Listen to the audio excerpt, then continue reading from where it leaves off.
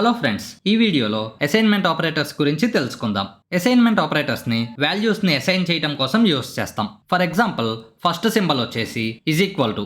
Variables కి మనం values ని అసైన్ చేయాలి అంటే ఈజ్ ఈక్వల్ టు ని యూస్ చేస్తాం. అలాగే ఒక వాల్యూవే కాదు, for example A equal to B plus C అని ఇలా ఇచ్చామనుకోండి, లేదా +10 అని.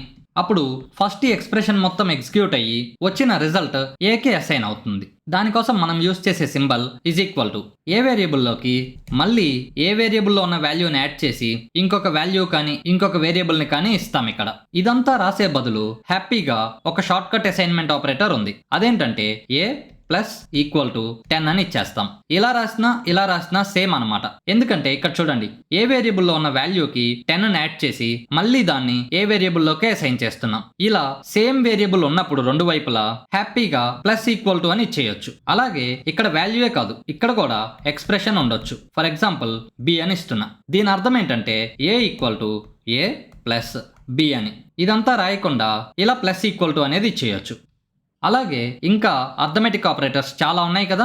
ఫర్ ఎగ్జాంపుల్ ఇక్కడ చూడండి, మైనస్, ఇంటూ, డివైడెడ్ బై ఇవన్నీ ఉన్నాయి కదా. వీటికి కూడా ఈ షార్ట్ కట్ ఆపరేటర్స్ ని యూస్ చేసేయచ్చు. ఇక్కడ 2 నుంచి 8 వరకు ఉన్నవి అర్థమెటిక్ ఆపరేటర్స్. వీటి గురించి మీరు తెలుసుకోవాలి అనుకుంటే నేను ఆల్రెడీ ఒక వీడియోని అప్లోడ్ చేశాను, లింక్ ని డిస్క్రిప్షన్ లో ఇచ్చాను, అది చూడండి. ఇక్కడ 9 నుంచి 13 వరకు ఉన్నవి బిట్ వైజ్ ఆపరేటర్స్.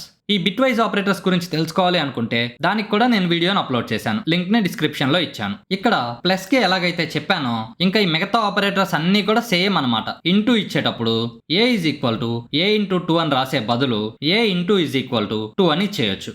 అప్పుడు ఏలో ఉన్న వాల్యూ 2తో మల్టిప్లికేషన్ జరిగి వచ్చిన రిజల్ట్ మళ్ళీ ఏలోకే వస్తుంది. ఇదే కదా ఇక్కడ కూడా మనం చేస్తుంది. ఏలో ఉన్న వాల్యూ 2తో మల్టిప్లై జరిగి వచ్చిన రిజల్ట్ ఏలోకి వస్తుంది. సో రెండు వైపులా సేమ్ వేరియబుల్స్ ఉన్నప్పుడు ఇలా షార్ట్ కట్ సింబల్స్ యూస్ చేస్తాం. మీరు ఈ అసైన్మెంట్ ఆపరేటర్స్ అన్నిటి మీద ఎగ్జాంపుల్స్ ని ప్రాక్టీస్ చేయండి. ఏమైనా డౌట్స్ ఉంటే కామెంట్స్ లో అడగండి. Thank you.